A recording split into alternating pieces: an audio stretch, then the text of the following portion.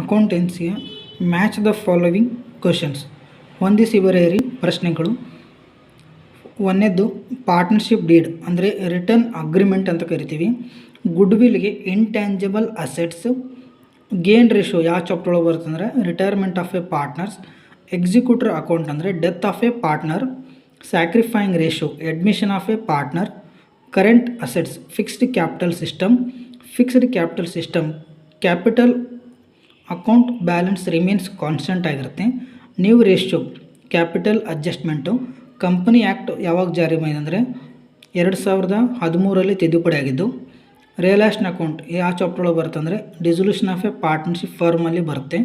Dividend return on shares ಅಂತ ಕರಿತೀವಿ. Debenture ಅಂದರೆ ಅಕ್ನಾಲೇಜ್ಮೆಂಟ್ ಆಫ್ ಡೆಟ್ ಅಂತ ಕರಿತೀವಿ. ಶೇರ್ ಕ್ಯಾಪಿಟಲ್ ಯಾವ ಹೆಡ್ ಒಳಗೆ ಬರುತ್ತೆ ಅಂದರೆ ಶೇರ್ ಹೋಲ್ಡರ್ ಫಂಡ್ ಒಳಗೆ ಬರುತ್ತೆ. ಸೆಕ್ಯೂರಿಟಿ ಪ್ರೀಮಿಯಂ ಎಲ್ಲಿ ಬರುತ್ತೆ ಅಂದರೆ ರಿಸರ್ವ್ ಆ್ಯಂಡ್ ಸರ್ಪ್ಲಸಲ್ಲಿ ಬರುತ್ತೆ.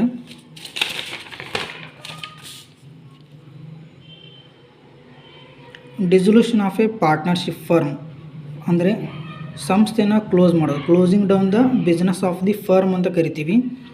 Comparative horizontal analysis. ವೆರ್ಟಿಕಲ್ ಅಂದರೆ ಕಾಮನ್ ಸೈಜ್ ಸ್ಟೇಟ್ಮೆಂಟ್ ಅಂತ ಕರಿತೀವಿ. ವರ್ಕಿಂಗ್ ಕ್ಯಾಪಿಟಲ್ ಅಂದರೆ ಏನು current assets minus current liability. Profitability ratio ಅಂದರೆ ಪರ್ಸಂಟೇಜ್ ಅಂತ ಕರಿತೀವಿ. ಪರ್ಚೇಸ್ ಆಫ್ ಫಿಕ್ಸ್ಡ್ ಅಸೆಟ್ಸ್ ಅಂದರೆ investing activity. Issue of shares financial activity. Payment on salary to employees operating activity.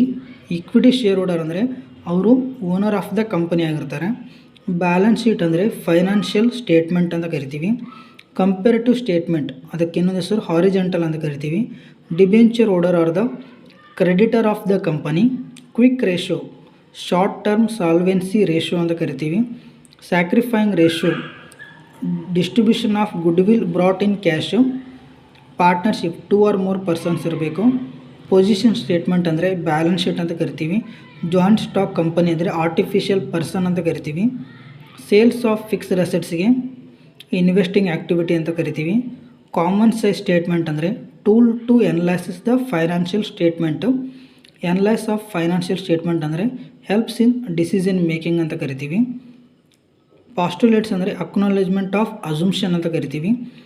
Buyback of shares ಅಂದರೆ purchase the company its own shares. Share premium ಅಂದರೆ more than the face value of share.